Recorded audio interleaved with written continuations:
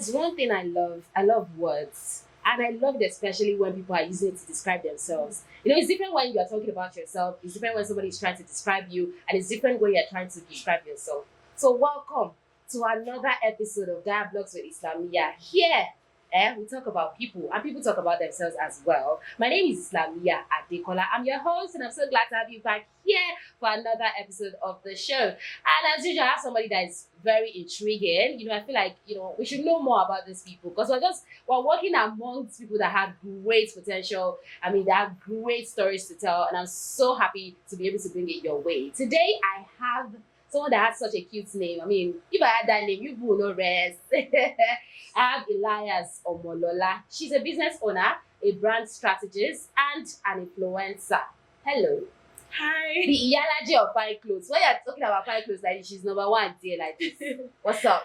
Hi, Slamia. It's so good to be here. It's so nice to have you Thank here. you for having me. Yeah. So as the Iyalaje of fine clothes, I just want to go into it because when you're saying Iyalaje, I think in Yoruba that should mean somebody that the mother of the Aje, which is business. Yeah. So for you to have given yourself a title like that, it's been a while since you've been in the world of business, doing business and everything like that. I just wanted to know, is it that you were business oriented since you were little, or how did you even get into business? Was it like a mistake? You gave somebody something, the person gave you something, and you're like, wait, is this how you would do here? So how did you get into business? Have you always been business minded? Did you have parents that were into business, or it was just something that you developed, or it was Sakpa that was like, sit down, I need money?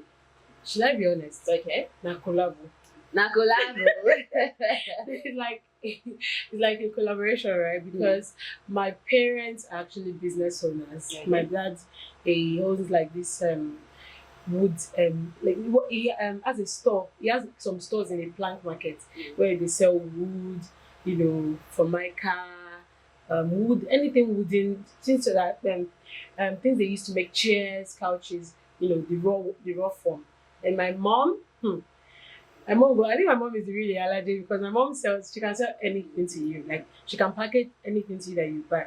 And I would say yes, I picked up a bit of one or two things because I would go to my dad's shop, help him to sell. Well, all girls. So I was like the boy of the family. I would follow my dad, help him, we'd sell things, we'd carry all the wood markets. Yes, we'd go there, we'd play inside sawdust. Then my mom as I was since like 9, 10, I've been going to Mushi market. I'll go to Ojuwe to buy semo, buy salt, buy this. But I didn't really see myself doing business. So what did you see yourself doing? I just knew that I was going to probably be this popular girl or be in the field of that popularity, probably the media, because I love to talk. I love to do things, I love to get involved. But adulthood is going to humble you.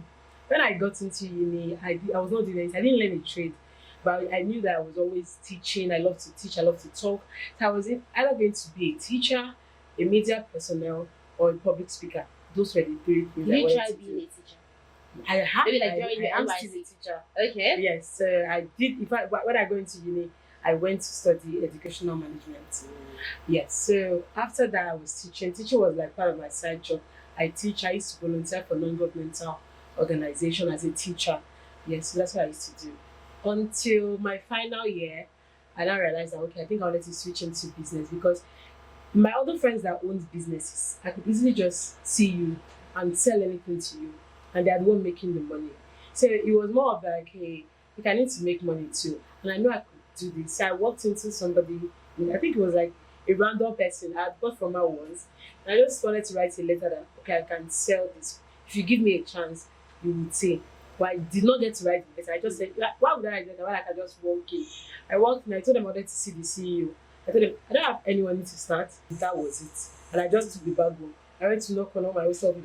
Everybody. Oh, so you're one I'm of those telling people that will be knocking on people's doors. Now, all of us are told to singer, poets, artists, everything, always complain about the state of things. And it's not like every day you wake up, there's always a new change. And for business owners, I know that can be very, very affecting of your business. Because if I want to buy something, I bought it 2,000 naira yesterday, I'm coming back to you, you're telling me it's 2,500 naira, and then you're telling me delivery fee is 5,000, and I'm like, how much is what I'm buying? Don't worry, I'm not doing it. So what is it like having a business in this day and time?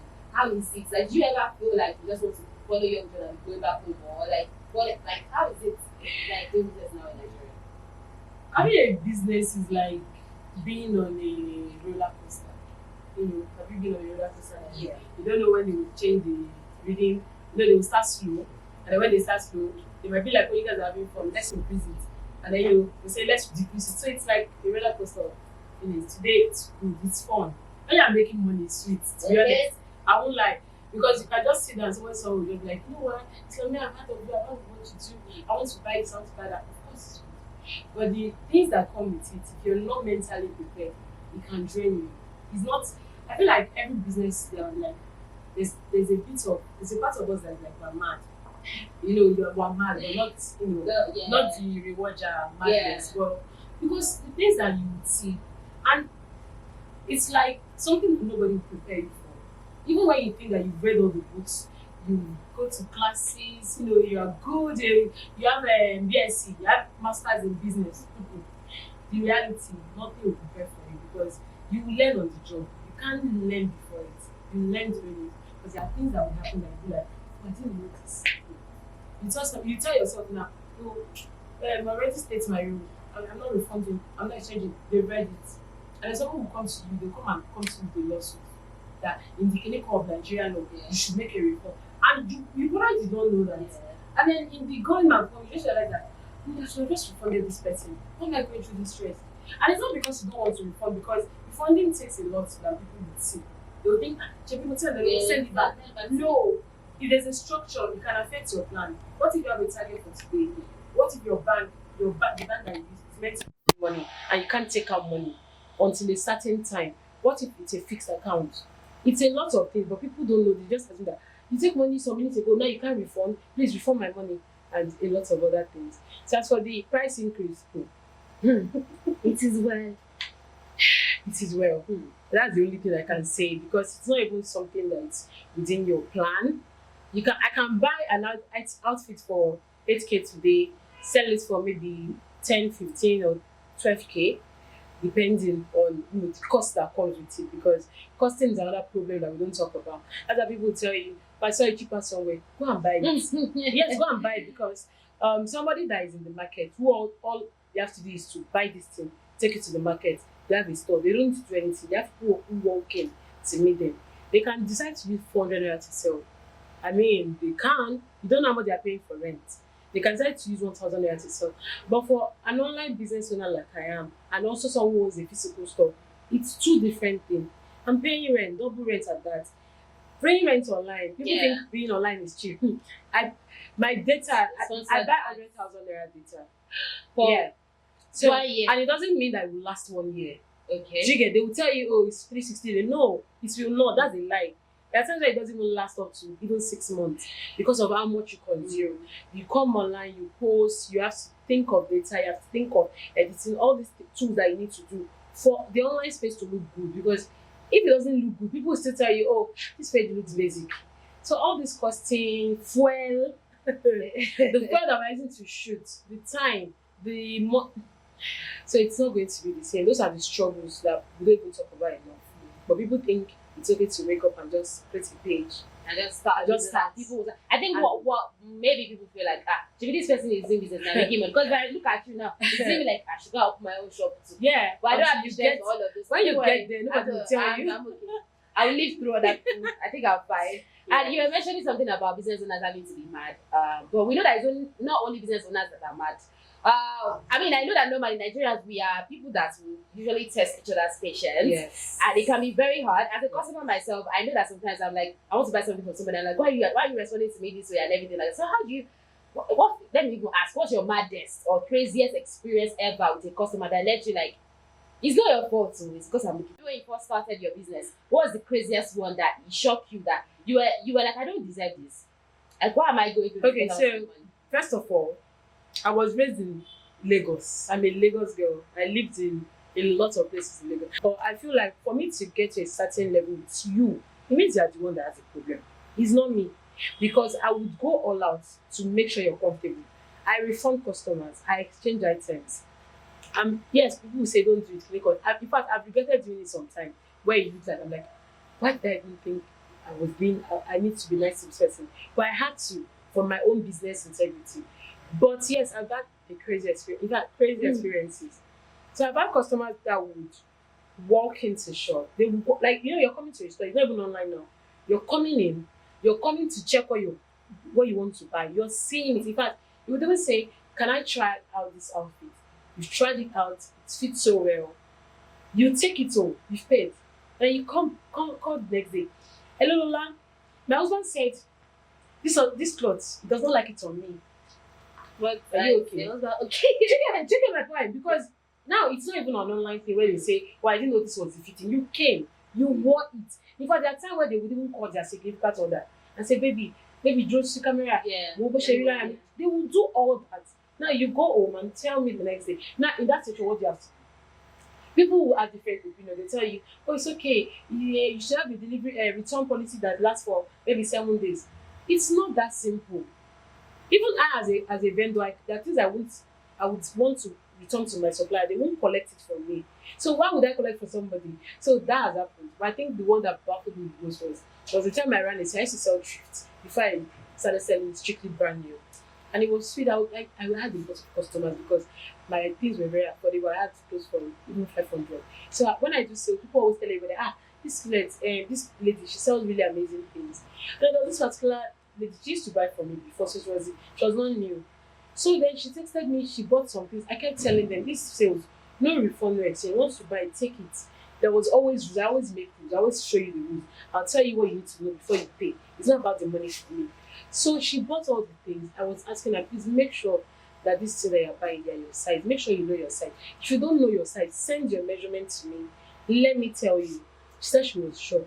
Only for her to receive the item, that was like weeks after, because the sales lasted for like a week. Then a week after that, her auntie, she now called me that, she wanted to return 3 out of 6 clothes that they were not her size. And I was like, you can't return them. You're probably going to sell it to somebody that has that size, or give it out or something. I didn't even fight with her. Then the next minute, somebody just called my phone. Hello, Egbo Kiniko, the person speaking English, but she wanted me to feel this authority of Agbalagba ló ń sọ̀rọ̀. It's around 2020. Like, hello, Egbo girl, you ló ń sọ̀rọ̀. Ṣé Lola ni? I'm like, Lola ló ń sọ̀rọ̀, tá mo bá sọ̀rọ̀. Báwo ni o? So àbúrò mi sọ pé so. I'm like, okay, I mean, why are you headed? He's like, so nǹkan tí mo fẹ́ sọ fún ẹni pé ó máa gbáṣọ yẹn padà, ó dẹ̀ máa fún lówó yẹn padà. Like, so she was telling me what to do. They were like, ṣe with mi ò dá lábàá, wọ́n pa láṣẹ ni. Ṣé na Yorùbá fún? So I'm looking at my phone like, this is me you're calling. Yeah. Who are you talking to? It can't be me.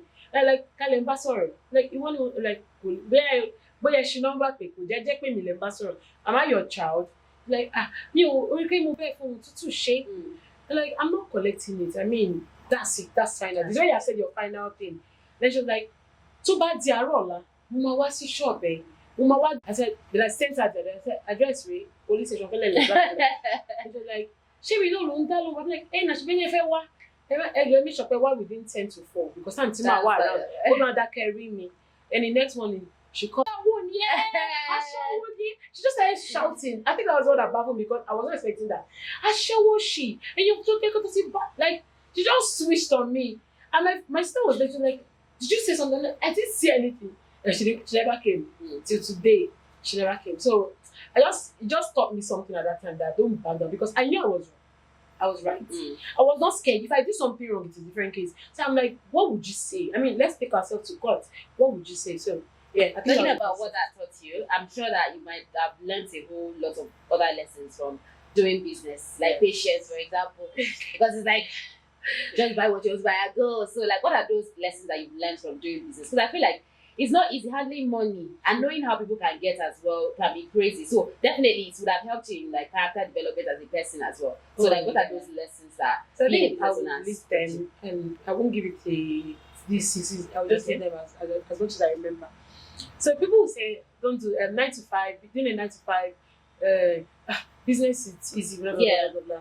And like the first thing I learned was that I think 9 to 5 is even better than business because as a business owner, you're not resting. People have the idea that when you're a business owner, you have time to yourself, you can do whatever you want, but no, that's not the truth. It's not even close. If you're not careful, you're going to walk around the clock, no stop, because except if you have boundaries. So you don't need boundaries. I used to be this person, if you text me, even in the midnight, because I want to Yeah. I'm a good business owner. I will reply. You know, I was like, let me reply. And then I realized it was affecting me personally. Even my relationship with people. I could be with somebody, I could be on a date. And somebody would text me and me, I'm replying because I did not really see it as anything. I'm like, hold on.